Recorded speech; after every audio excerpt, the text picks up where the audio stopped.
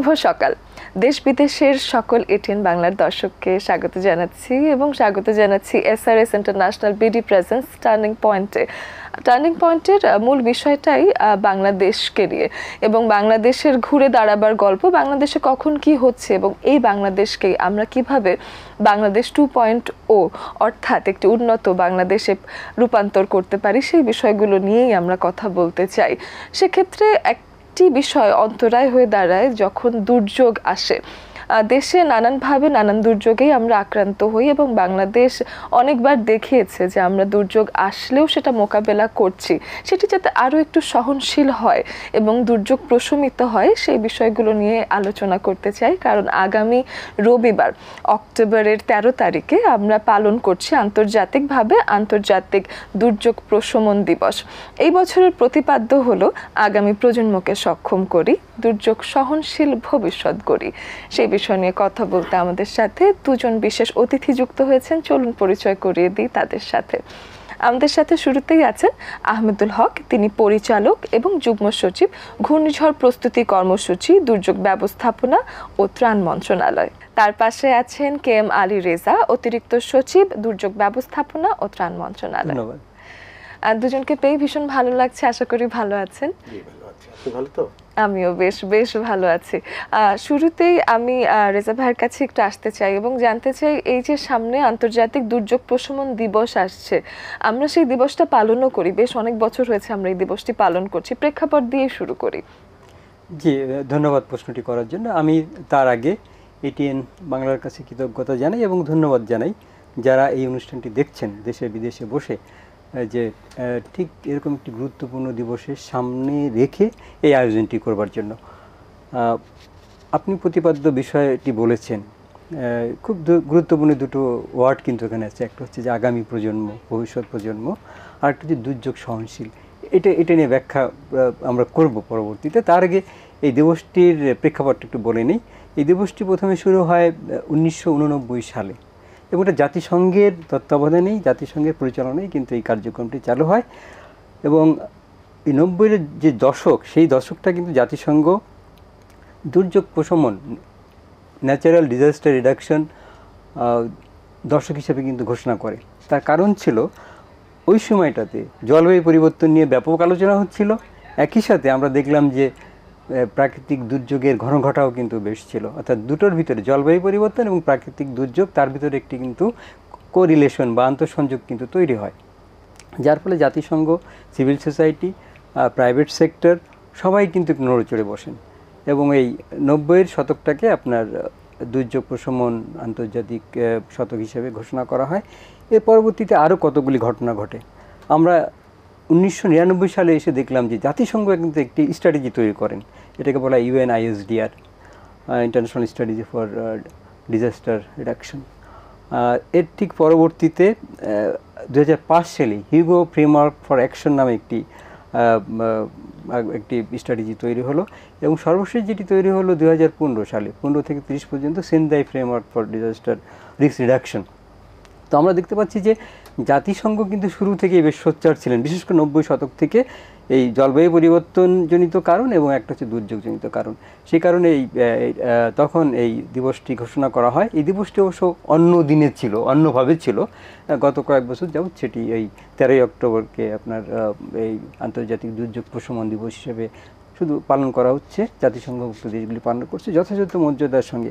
আর আমরা যে মুহূর্তে এই দিবসটি পালন করছি, সেই মুহূর্তে কিন্তু দেখবেন যে আমরা বেশ দুর্যোগের ঘনঘটার ভিতরেই আছি। আমাদের উত্তরবঙ্গে এবং উত্তর পূর্ববঙ্গে কিন্তু বন্যার প্রকোপ আছে, সেটাকে কিন্তু আমরা মোকাবেলা করে এগিয়ে যাচ্ছি। তো আমার কথা হচ্ছে যে এই দিবসটির যে গুরুত্ব, সেই গুরুত্বটি অনুধাবন করতে হবে। মন্ত্রণালয় থেকে বিভিন্ন ধরনের কর্মকাণ্ড কিন্তু পরিচালনা করা হচ্ছে। সেই কর্মকাণ্ডের একটি অংশ কিন্তু এই গণসচেতনতা তৈরি, সবাইকে জানান দেওয়া যে এই দিবসটি আমাদেরকে কী শিক্ষা দেয়। তো এবারের যে প্রতিপাদ্য বিষয়, তার সঙ্গে কিন্তু সম্প্রতিকালে যে আপনি যেটি বললেন যে বাংলাদেশ 2.0, তার সাথে কিন্তু বিরাট সংযোগ আছে। সেই আলোচনাটা কিন্তু আমরা স্যারের কাছ থেকে শুনবো। আচ্ছা, তাহলে সেই আলোচনায় আসলে চলেই যায় এবং সাথে একটু এটাও জেনে নিতে চাই যে বাংলাদেশে আন্তর্জাতিক দুর্যোগ প্রশমন দিবস এটা পালন হচ্ছে, ভাইয়া প্রেক্ষাপট বললেন, এবং আপনার কাছেও এসে একটু একই বিষয়ে যদি আসি যে বাংলাদেশে আসলে কি কি ধরনের দুর্যোগ বেশি হচ্ছে এবং এই কারণে আসলে এই দিবসগুলো নিয়ে আমাদের আসলে আরো একটু বেশি গম্ভীরভাবে দেখা উচিত। বাংলাদেশ আসলে কোন দুর্যোগটি নেই? বাংলাদেশ একটি দুর্যোগ প্রবণ দেশ এবং জাতিসংঘ এবং আন্তর্জাতিক যে বিভিন্ন পরিকাঠামোতে বাংলাদেশকে বলা হয় ষষ্ঠ প্রাকৃতিক দুর্যোগ আক্রান্ত দেশ। যাই হোক, আমাদের দেশে সাধারণত বেশি সংখ্যক মানুষ এবং বেশি এলাকা আক্রান্ত হয় বন্যা, ঘূর্ণিঝড় এবং সাম্প্রতিক ভূমিধস একটা বড় আমাদের উদ্বেগের কারণ হয়ে দাঁড়িয়েছে। বন্যার কারণটি সুস্পষ্ট, আমাদের ভূপ্রকৃতিক যে গঠন। আমাদের উত্তরে রয়েছে গঙ্গা হিমালয়ান বিরাট একটা অববাহিকা, যার যেই পানিটা বর্ষার সময় যে পানিটা নামে বঙ্গোপসাগরের দিকে, সেটা প্রায় আমাদের যে মোট ধারণ ক্ষমতা এবং ইভেন আমাদের টোটাল এরিয়ার চেয়েও কয়েক গুণ বেশি। সুতরাং যখন এর সাথে অতিবৃষ্টি যোগ হয় তখন এই পরিমাণ পানি আসলে আমাদের নদ নদী এবং আমাদের যে ভূপ্রকৃতি এটা টানতে সক্ষম হয় না। সুতরাং প্রাকৃতিক এই যে বন্যাটি এটা আমাদের একদম অনিবার্য নিয়তি এবং একটা পর্যায় পর্যন্ত বাংলাদেশের মানুষ এটার সাথে অভ্যস্ত এবং এটা প্রয়োজনীয়তাও। কিন্তু যখন এর সাথে বাড়তি অতিবৃষ্টি যুক্ত হয়ে একবারে বেশি পানি আসে এবং সাম্প্রতিক যে ফ্ল্যাশ ফ্লাড যেটা বলে, সেটা আমরা আমাদের এই মুহূর্তে সহনীয়তার বাইরে চলে যাচ্ছে। যেটা আমরা দেখেছি সিলেট সুনামগঞ্জ বন্যা 2022 সালে এবং সাম্প্রতিক পূর্বাঞ্চলীয় বন্যা। এর সাথে ঘূর্ণিঝড়ের যে প্রকোপটার কারণ হলো বাংলাদেশের ভূখণ্ডটা বে অফ বেঙ্গল মানে আমাদের এই বঙ্গোপসাগরের দিকে একটা ফানেল শেপ, এই যেটাকে বলা হয় ডেথ ট্র্যাপও বলা হয়। সুতরাং এই ইন্ডিয়ান ওশেন বা বে অফ বেঙ্গলে যে কোনো ঘূর্ণিঝড় সৃষ্টি হলেই এই ফানেল শেপের কারণে এটি বাংলাদেশের ভূখণ্ডে একটা খুব প্রিয় একটা মানে অবতরণ কেন্দ্র বা ল্যান্ডফল পয়েন্ট হয়ে যায়। প্রায় এই ভারত মহাসাগরের 60% ঘূর্ণিঝড়ে এদিকে আসে। সুতরাং এটা আমাদের ভূপ্রাকৃতিক এটা একটা অনিবার্য আমাদের একটা দুর্যোগ।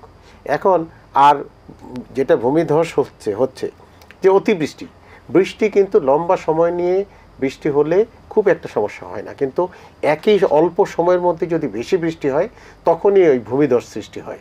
এবং আমাদের যেই পার্বত্য অঞ্চলগুলো আছে সেখানকার আমাদের ওই যে লুজ সয়েল, আমাদের পাহাড়গুলোর গঠন কিন্তু রকি না। সুতরাং একটু বেশি বৃষ্টি হলে সেটা ধসে পড়ে এবং সাথে সাথেই ওখানে একটু প্রান্তিক পর্যায়ের মানুষ বাস করে, তারা ঝুঁকির সম্মুখীন হয়। এগুলি হলো আসলে মূলত আমাদের ঝুঁকির উদ্বেগের বিষয়গুলো।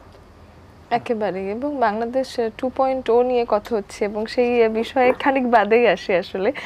তার আগে এসে রেজা ভাইয়ের কাছে যাবার আগে আপনার কাছে আরেকটা প্রশ্ন রাখতে চাই, সেটা হলো দুর্যোগ প্রশমনে বাংলাদেশ সরকার এবং বিভিন্ন সংস্থা এ পর্যন্ত কি কি পদক্ষেপ নিয়েছে এবং আশ্রয় কেন্দ্র বিষয়টা, সতর্কবার্তার যে ব্যবস্থাগুলো সেগুলো সম্পর্কে আসলে আপনার কি বলার আছে? আপনি যেটা বললেন যে বিভিন্ন সংস্থা, সরকার এবং বিভিন্ন সংস্থা, সরকারের দুর্যোগ ব্যবস্থাপনার জন্য সুনির্দিষ্ট পরিকল্পনাও আছে, যেটা আমাদের আইন আছে, আমাদের মানে অপারেশনাল ইনস্ট্রুমেন্ট আছে, স্ট্যান্ডিং অর্ডারস অন ডিজাস্টার, তারপরে আমাদের পলিসি আছে এবং খুব ইম্পর্টেন্টলি আমাদের একটা national plan for disaster management আছে।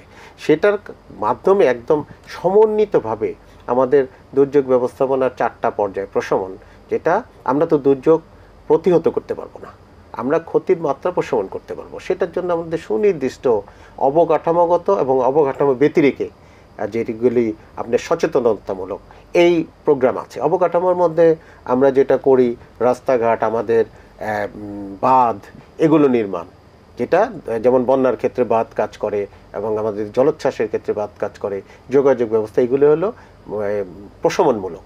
প্রস্তুতিমূলক হলো যেমন আপনার আশ্রয়কেন্দ্র, এগুলি সরকারের সুনির্দিষ্ট আশ্রয়কেন্দ্র একদম প্রকল্প আছে, পরিকল্পনা আছে, নীতিমালা আছে যে কিভাবে আশ্রয়কেন্দ্রগুলো তৈরি হবে, কোন এলাকায় কোন ধরনের হবে এবং কোন ধরনের মানুষ এবং প্রয়োজনে গবাদি পশু আশ্রয় নেবে, এটার সুনির্দিষ্ট পদ্ধতি আছে।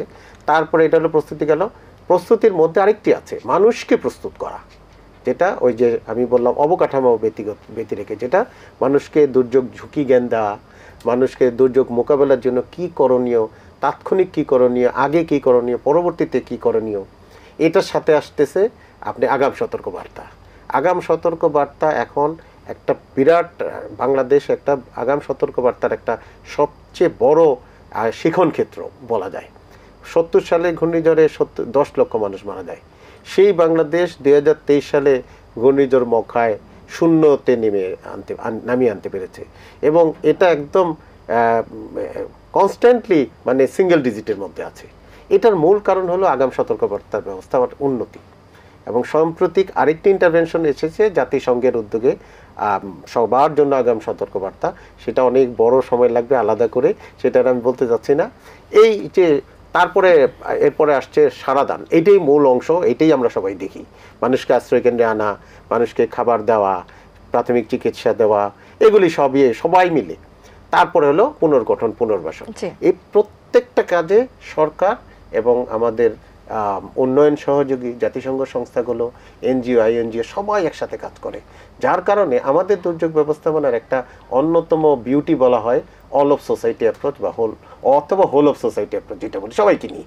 দুর্যোগের পর পুনর্বাসন এবং পুনঃস্থাপনের সরকারি এবং বেসরকারি নানান উদ্যোগ তো নিতেই হয়, তো সেগুলোকে আরো বেশি কার্যকর কিভাবে করা যায় বলে আপনি মনে করেন? যে খুবই প্রাসঙ্গিক একটি বিষয় আপনি বলেছেন, সেটা হচ্ছে যে আমরা দুর্যোগ প্রশমন দিবস উপলক্ষে আমরা আমাদের বেশ কিছু কর্মসূচি আছে, আমরা পালন করছি, কিন্তু দুর্যোগ তো থামানো যাবে না, দুর্যোগ আসবেই, এটা অবধারিত। এটা দুর্যোগহীন বাংলাদেশ খুব বেশি দিন থাকেনি, আসবে। তো এ কারণে যে আমাদের যে লিগ্যাল ফ্রেমওয়ার্ক, আমাদের দুর্যোগ ব্যবস্থাপনা আইন, আমাদের পলিসি, বিশেষ করে আমাদের SOD, standing order on disasters, তো এই জিনিসগুলোতে কিন্তু কি স্পষ্টভাবে বলা আছে যে আমরা আসলে দুর্যোগের সময় কি করব, দুর্যোগের আগে কি করব, দুর্যোগের পরে যে পুনর্বাসনের বিষয়টি আসলো সেটা সেই জায়গাতে আমরা কি করব। আমাদের এই এসওডিতে আমাদের কতগুলো কমিটি এবং আইনেও কিছু কমিটির কথা বলা আছে। এই সমন্বয় কমিটি বলি আমরা, বিভিন্ন নামে রয়েছে। তো এই কমিটিতে কিন্তু আমাদের আলোচনা হয় যখন দুর্যোগটি শেষ হয় বা শেষ হওয়ার পথে, তখন কিন্তু আমরা একটা অ্যাসেসমেন্ট করি, লস অ্যান্ড ড্যামেজ, ক্ষয়ক্ষতির পরিমাণ নির্ধারণ করি। আমাদের যে পূর্বাঞ্চলে যে বন্যাটি হলো কয়েকদিন আগে আপনার 11টি জেলায়, সেখানে ক্ষয়ক্ষতির পরিমাণ হচ্ছে 14,000 কোটি টাকার মতো, হিউজ। এটা কিন্তু দুর্যোগ ব্যবস্থাপনা ও ত্রাণ মন্ত্রণালয়ের বাজেটের থেকেও এই টাকার অঙ্কটি বেশি। তো এটা প্রত্যেকটা সেক্টর, যেমন ধরেন সড়ক, শিক্ষা, স্বাস্থ্য, খাদ্য, কৃষি, তারা কিন্তু এই অ্যাসেসমেন্টগুলি করেন এবং আমরা কম্বাইন করে সেটা কিন্তু আমরা ন্যাশনাল কমিটিতে পেশ করি। তো এখন এই বন্যার পানি নামার জন্য কিন্তু আমরা পুনর্বাসনের জন্য বসে থাকি না, তার আগেই কিন্তু কাজ শুরু হয়ে যায়। এখানে ধরেন যারা সড়কের আছেন তারা সড়ক মেরামতের কাজ শুরু করেন, স্কুল মেরামতের কাজ শুরু হয়, তারপরে কৃষি সেক্টরে যে সমস্ত ক্ষতি হয় কৃষকদেরকে যেন তারা দ্রুতই আবার কৃষিকাজে ফিরে যেতে পারেন সেজন্য আর্থিক সাহায্য এবং সার, বীজ এগুলির ব্যবস্থা করা হয়। তারপরে যারা আমাদের এনজিওর মধ্যে যারা আছেন, মাইক্রো ক্রেডিট দেন, তারাও কিন্তু এগিয়ে আসেন যাতে করে পুনর্বাসনের কাজটি দ্রুততার সঙ্গে সম্পন্ন করা যায়। কেন্দ্রীয়ভাবে দুর্যোগ ব্যবস্থাপনা ও ত্রাণ মন্ত্রণালয় পুরো কাজটি সমন্বয় করেন এবং আমরা অন্যান্য মন্ত্রণালয় থেকে তাদের কথাবার্তা শুনি যে কার কী সমস্যা আছে, সেগুলি আবার ওখানে আলোচনা হয় এবং একটা সমাধান দেওয়া হয়। আর দিন শেষে যে কাজটি করতে হয় সেটা হচ্ছে যে আপনার বাজেট, যে রেগুলার বাজেটে অনেক সময় কিন্তু এই পুরো পুনর্বাসনের কাজটি করা যায় না, সেক্ষেত্রে তো আমরা অর্থ বিভাগে আমরা বাজেটের জন্য আমরা আবেদন করি, কিংবা বড় কাজ যেগুলি আছে সেগুলোর জন্য আমরা এটাকে বলে আমরা বার্ষিক উন্নয়ন কর্মসূচি বা এডিপি, অ্যানুয়াল ডেভেলপমেন্ট প্রোগ্রাম, তার আওতায় বিভিন্ন ধরনের প্রকল্প নিয়ে এই কাজগুলি কিন্তু আমরা করি। আসলে এই পুরো প্র্যাকটিসের সাথে আমরা অভ্যস্ত এবং গভর্নমেন্ট বলেন, প্রাইভেট সেক্টর বলেন, এনজিও বলেন, এবং তার সাথে আরেকটি বিষয় না বললে হবে না, সেটি হচ্ছে যে এবছর কিন্তু আমাদের যে বৈষম্য বিরোধী ছাত্র আন্দোলন, তারাও কিন্তু যোগ দিয়েছেন। আর আন্তর্জাতিক সম্প্রদায়, ইন্টারন্যাশনাল কমিউনিটি, তারা কিন্তু সবসময় খুব এ বিষয়ে খুব সজাগ। এই মূল্যায়নের লস অ্যান্ড ড্যামেজ অ্যাসেসমেন্টের পরপরই কিন্তু তারা আমাদের সঙ্গে যোগাযোগ করেন এবং তা কোন কোন সেক্টরে জরুরি ভিত্তিতে সহযোগিতা দরকার সেই জিনিসটি কিন্তু নির্ধারণ করা হয়। চমৎকার। আহমেদ ভাইয়ের কাছে আসতে চাই, ঘূর্ণিঝড়ের ব্যবস্থাপনায় আপনি আছেন এবং দেখা যাচ্ছে জলবায়ু পরিবর্তন আমাদের দুর্যোগের প্রকোপ কিন্তু বাড়ায়। বাংলাদেশের ওজোন স্তর ভারী হয়ে গেছে এবং আমাদের জলবায়ু প্রতিনিয়ত পরিবর্তিত হচ্ছে। ঘূর্ণিঝড় যখনই আসছে না কেন, সুন্দরবন সবসময়ই দেখিয়েছে যে সুন্দরবন আমাদেরকে বাঁচিয়ে দিচ্ছে। তো আপনাদের কমিটি থেকে সুন্দরবনকে রক্ষা করার বিষয়ে কি তাদের সাথে যোগাযোগ হয়, তাদের কমিটির সাথে কথাবার্তা হয় কিনা, এবং দুর্যোগের প্রকোপ যেভাবে বাড়ছে সেটা প্রতিরোধে কি কি স্টেপ নেওয়া হচ্ছে, সেই বিষয়গুলো একটু শুনতে চাই। ধন্যবাদ। জলবায়ু পরিবর্তন দুর্যোগের মাত্রা বাড়াচ্ছে, ক্ষতির মাত্রাও বাড়াচ্ছে এবং সংখ্যা বাড়িয়ে দিচ্ছে। আগে যেখানে আমাদের সাধারণত ঘূর্ণিঝড়ের দুটো মৌসুম হয়, একটা হলো প্রাক বর্ষা আর একটা হলো বর্ষা পরবর্তী। যেমন এই মুহূর্তে বর্ষা পরবর্তী মৌসুম চলছে। এই যে অক্টোবরের আজকে 10 তারিখ 11 তারিখ জি 11 তারিখ আপনার এটা কিন্তু প্রাক বর্ষা পরবর্তী মৌসুম। এই এখনই ঘূর্ণিঝড়ের সময় আসবে। আর এপ্রিল মে জুনটা হলো প্রাক বর্ষা। এখন গত প্রাক বর্ষায় আমরা 3টা ঘূর্ণিঝড় মোকাবেলা করেছি। মানে রেমালটা সবচেয়ে বেশি আক্রমণ করেছে, তার আগে আরও 2টো ছিল। এবছরও আশঙ্কা আছে, কারণ আগে দেখা যেত গত 10 বছর আগেও একটা বছরে একটা বা 2টো হতো, এখন 3টা 4টা 5টা ঘূর্ণিঝড় আসছে। মানে ফ্রিকোয়েন্সিটা বেড়ে গেছে। এখন এই ঘূর্ণিঝড় যত দুর্বলই হোক কিছু না কিছু ক্ষতি করেই। আমরা হয়তো এই মুহূর্তে বাংলাদেশ যে এই সক্ষমতা অর্জন করেছে, মানুষের মৃত্যুটা কমিয়ে আনতে পেরেছে, কিন্তু সম্পদের ক্ষতিটা এখনও কিন্তু আমাদের বিরাট কনসার্ন। এটা যেটা আমাদের সেন্দাই ফ্রেমওয়ার্কের টার্গেট 2, 3 এবং কোনো ক্ষেত্রে টার্গেট 4, যেগুলো মানুষের ক্ষতি, জিডিপির ক্ষতি, এগুলো। এখন এই যে সুন্দরবনের কথা বললেন, সুন্দরবন আমাদের জন্য আসলে একটা আশীর্বাদ। এই 2019 থেকে 21 পর্যন্ত কয়েকটি বড় দুর্যোগ সুন্দরবন তার বুক পেতে নিয়েছে। তার আগে সাইক্লোন সিডর এবং আইলা। এটা এই যে বুক পেতে নিয়েছে, এটার জন্য আমাদের সুন্দরবনের প্রতি দায়িত্বও বেড়ে গেছে। কিন্তু একটা কথা বলা হয়, প্রকৃতি বিজ্ঞানীরা বলেন, বন নিজেই নিজেকে ঠিক করে নেয়। সুতরাং এখানে খুব বেশি ইন্টারভেনশন দরকার নেই। আমরা যেন বনটাকে ক্ষতি না করি, এবং এই ম্যানগ্রোভ যে বেল্টটা, এটা আমি যত বাড়াতে পারবো, আমাদের উপকূলে বাতাসের তীব্রতাটা সে বুক পেতে নিবে, তার জলোচ্ছ্বাসের মাত্রা কমিয়ে দিবে, বাঁধ ভাঙা কমিয়ে দিবে। সুতরাং আমাদের এখানে দায়িত্ব বেড়েছে। জলবায়ু পরিবর্তনের যে ঝুঁকিগুলো কিন্তু আমাদের সুযোগও সৃষ্টি করে, যে আমাদের নীতি কাঠামো, আমাদের মোকাবেলা কৌশল, এগুলো সব নতুন করে তৈরি করার সুযোগ দেয়। সুতরাং এই বাংলাদেশের অভিজ্ঞতা, যেটি দক্ষিণ পশ্চিমাঞ্চলে আমাদের সুন্দরবনের মতো যদি আমরা এটাকে মধ্যাঞ্চল এবং আরও এইদিকে নিয়ে আসতে পারতাম, আমাদের মধ্যাঞ্চলটাও প্রাথমিকভাবে একটা রক্ষণ বেরিয়ার তৈরি করতে পারতো তারা।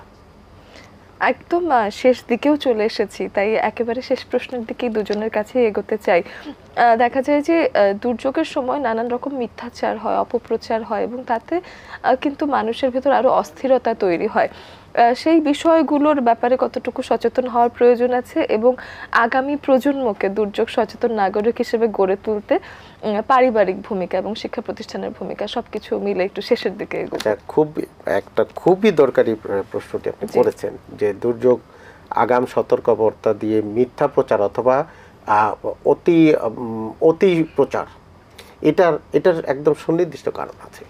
আমাদের আবহাওয়া অধিদপ্তর আছে, আমাদের বন্যার ফ্লাড ফোরকাস্টিং ওয়ার্নিং সেন্টার আছে, তাদের একটা প্রটোকল আছে, তাদের একটা আইন আছে, যে এই সময়ের মধ্যে, এই সময়ে সাধারণত তারা প্রচার করবে। আপনি একটা ঘূর্ণিঝড় আসছে অক্টোবরের শেষ দিকে, অক্টোবরের শুরুতেই আপনি ঘোষণা করে দিতে পারেন না, কারণ যত আগে ঘোষণা করবেন ততই আপনার ফোরকাস্টটা পসিবিলিটি অনেক কম থাকবে, ফেল করতে পারে। আমরা আবহাওয়া অধিদপ্তর কী করবে, আবহাওয়া অধিদপ্তর সাধারণত আগাম সতর্কবার্তা আপনার সিগন্যালগুলো তৈরি করে, আমরা দুর্যোগ ব্যবস্থাপনা ত্রাণ মন্ত্রণালয় সেটাকে ব্যবহার করি, মানুষকে জানাই। এখন তারা এই প্রোটোকলটা মেনে একটা নির্দিষ্ট সময় যখন সে নিশ্চিত হয় যে এটা এই পরিমাণ ক্ষতি করতে পারে, সে কিন্তু জানে যে আজ 29 অক্টোবর বা 30 অক্টোবর একটা ঘূর্ণিঝড় তৈরি হচ্ছে। কিন্তু আমাদের কিছু অতি আগ্রহী বিজ্ঞানী বলেন, প্রচার মাধ্যম বলেন, ব্যক্তি বলেন, প্রতিষ্ঠা বলেন, সেই তথ্যটা আগে ভাগে দিয়ে দেয় যে সে বোঝাতে চায় সে আমাদের আবহাওয়া বিজ্ঞানীদের চেয়ে বেশি জানে। এটা রিয়েলিটি, এটা আমি প্রমাণ পেয়েছি।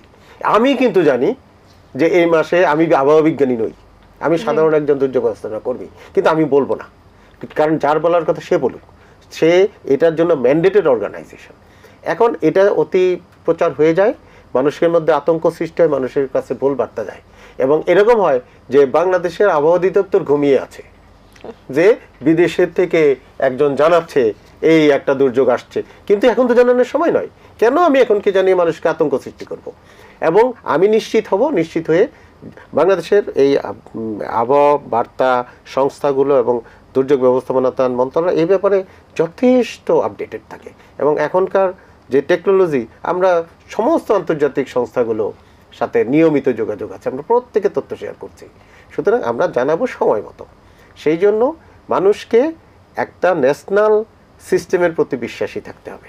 আমাদের এবারকার প্রতিপাদ্যই হলো আগামী প্রজন্মর সাথে মিলে একটি সহনশীল দুর্যোগ প্রশমন করা একটা দেশ যাতে আমরা পেতে পারি সেই বিষয়টা। তো সেক্ষেত্রে দুর্যোগ সচেতন নাগরিক হিসেবে গড়ে তুলতে কি করণীয় আছে, শেষ করি সেই কথা দিয়ে। জি, এটি খুবই প্রাসঙ্গিক, যেহেতু আমাদের আগামী প্রজন্ম বা নতুন প্রজন্ম, এখানে আসলে কিশোর যুবক এদেরকে আমরা বুঝাবো এক্ষেত্রে। তো এটা আসলে অনেকগুলি বিষয় আছে। এটা আপনি শুরুতে বলেছেন পরিবার থেকে কিন্তু অনেকে জানে, যারা একটু সিনিয়র থাকেন তাদের থেকে জানে যে আসলে বন্যা বা সাইক্লোন আসলে কী করতে হবে। তাদের একটা প্র্যাকটিস আছে যে হয়তো আশ্রয়কেন্দ্র, নিকটবর্তী আশ্রয়কেন্দ্রে যাবে, কিংবা ধরেন যে ওই সময়ে শিশুদের প্রতি একটু মানে বিশেষ যত্নবান হতে হবে, যারা মহিলা আছেন, যারা একটু বয়স্ক।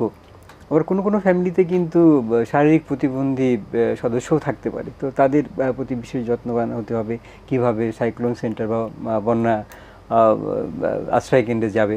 তারপর আরেকটা বিষয় লক্ষ্য করবেন যে বন্যা বা সাইক্লোন পরবর্তী বন্যার ক্ষেত্রে বিশেষ করে যেটি হয় যে রোগ বালাই অনেক বেড়ে যায়, পানিবাহিত রোগ, এবং সেই ব্যাপারে বাচ্চাদের সতর্ক করা যে এই বন্যার পানিতে যেন তারা সেই পানিটা যেন তারা না পান করে, কিংবা বন্যা পরবর্তী সময় যে সমস্ত অসুখ বিসুখ হতে পারে সেগুলি থেকে সতর্ক থাকতে হবে। এবং যে কোনো সমস্যায় আমাদের তো একটা স্ট্যান্ডার্ড প্রোটোকল আছে সব কিছুর বিষয়, যে স্বাস্থ্যগত কোনো সমস্যা যদি হয় তাহলে স্বাস্থ্যকেন্দ্রে যেতে হবে। আর সবচেয়ে বড় ব্যাপার হলো যে যখন এই ক্রাইসিসগুলি আসে, দুর্যোগগুলি আসে, তখন কিন্তু আমাদের এসওডি অনুযায়ী আমাদের মেডিকেল টিম কিন্তু অ্যাক্টিভেট করা থাকে উপজেলা এবং জেলা পর্যায়ে। এবং দেখা যায় যে অনেক সময় যেটা আমার সশস্ত্র বাহিনী বিভাগ, তারাও কিন্তু অনেকগুলি ক্যাম্প বা মেডিকেল টিম ফর্ম করেন, তারাও কিন্তু জরুরি স্বাস্থ্যসেবা দিয়ে থাকেন। তো সার্বিকভাবে আসলে পরিবার থেকে শুরু করে স্কুলের পাঠ্যপুস্তক, কমিউনিটি, তারপরে সরকারের যে সমস্ত মেকানিজম রয়েছে, সবগুলি কিন্তু এই তরুণ প্রজন্মকে দুর্যোগ সহনশীল ভবিষ্যৎ গড়ার জন্য যে প্রস্তুতি নেওয়ার দরকার সে বিষয়ে কিন্তু কাজ করছে। আর আমি মিডিয়ারও প্রশংসা করব, মিডিয়া কিন্তু একটা ব্যাপক ভূমিকা রাখছে, বিশেষ করে এই ধরনের প্রোগ্রামের মাধ্যমে সবাইকে জানান দেওয়া যে আসলে আমাদের দুর্যোগকে প্রতিহত করতে পারবো না, এটা প্রশমন করব, এবং মাঝে মধ্যে দুর্যোগের সাথে আমাদের বসবাস করতে হবে, অ্যাডাপ্টেশন করতে হবে। আর এই অ্যাডাপ্টেশনের বড় চালিকা শক্তি হচ্ছে আমাদের তরুণ প্রজন্ম। তো তারা যত বেশি প্রশিক্ষিত হবে, সুশিক্ষিত হবে, সক্ষম হবে, ততই একটি দুর্যোগ সহনশীল সমাজ, রাষ্ট্র আমরা করতে পারবো। আমি একটু অ্যাড করি এটার সাথে, যথেষ্ট সুন্দরভাবে বলেছেন যে ওই যে কারিকুলাম, আমাদের কিন্তু দুর্যোগ ব্যবস্থাপনা পলিসি অনুযায়ী প্রাথমিক থেকে উচ্চ শিক্ষা একদম বিশ্ববিদ্যালয় পর্যন্ত দুর্যোগ শিক্ষা আমাদের মানে শিক্ষণ পরিকাঠামোতে অন্তর্ভুক্ত হয়েছে। সেটার সাথে সাথে আমাদের আরেকটা বিষয় আমরা কাজ করছি, যেটি যে স্কুলগুলোতে স্কুল সেফটি নেটওয়ার্ক তৈরি করা, এবং তারা যেন প্রতি সপ্তাহে অন্তত একদিন বা দুদিন বা ফোর্টনাইট 15 দিনে একদিন যেন দুর্যোগ চর্চা করে, তারা নিজেরা ডেমনস্ট্রেশন করে। এটা আরেকটা ছোট্ট একটা কথা বলি, আমি শেষ করব, যে আমাদের স্কুল কলেজগুলো, জনাব রেজা এক জায়গায় বলেছিলেন যে আমাদের দুর্যোগ ব্যবস্থাপনা শেল্টারগুলো, সাইক্লোন বা ঘূর্ণিঝড় শেল্টারগুলো মাল্টিপারপাস, এগুলোতে প্রায়গুলোতে শিক্ষা প্রতিষ্ঠান আছে। সুতরাং স্কুলের বাচ্চারা যখনই দুর্যোগ আসবে, এই স্কুলটি সাইক্লোন বা ঘূর্ণিঝড় শেল্টারে পরিণত হবে, এই বাচ্চারাই স্কুলটাকে আশ্রয়কেন্দ্রে পরিবর্তিত করে দিয়ে স্কুল থেকে চলে যাবে। যখন দুর্যোগ চলে যাবে তারা আবার এসে এটারে পরিষ্কার পরিচ্ছন্ন করে আবার স্কুল বানাবে। আমার স্কুল আমার শেল্টার। এই বাচ্চাদের এইভাবে আমরা সহনশীলতা অর্জনে বাচ্চাদের অন্তর্ভুক্ত করার জন্য এগিয়ে যাচ্ছি। ধন্যবাদ। অনেক ধন্যবাদ আপনাকেও, দুজনেই সময় দিলেন এবং অনেক কিছু শেখালেন। আমি নিজেই অনেক কিছু শিখলাম, আশা করি আমাদের দর্শক উপকৃত হবেন। দর্শক, আপনারা বুঝতেই পারছেন, দুর্যোগ হোক এবং যে কোনো বিপদই আসুক না কেন, পারস্পরিক সৌহার্দ্য, সম্প্রীতি এবং সচেতনতা অনেকটাই কিন্তু যে কোনো পরিস্থিতি কাটানোর জন্য সহায়ক হতে পারে। এবং আপনারাও সচেতন থাকুন। দুর্যোগ বিষয়ে আমাদের প্রত্যেকেরই নিজস্ব কিছু শিক্ষা অবশ্যই প্রয়োজন আছে। নিজেরাও এই বিষয়ে জ্ঞান লাভ করব এবং যাতে পারিবারিকভাবে আমাদের পরবর্তী প্রজন্মের কাছেও সেই বার্তা পৌঁছে যায়, সেই বিষয়ে আমরা সচেতন হব, সেই প্রত্যাশায় আজকের মতো বিদায় নিচ্ছি।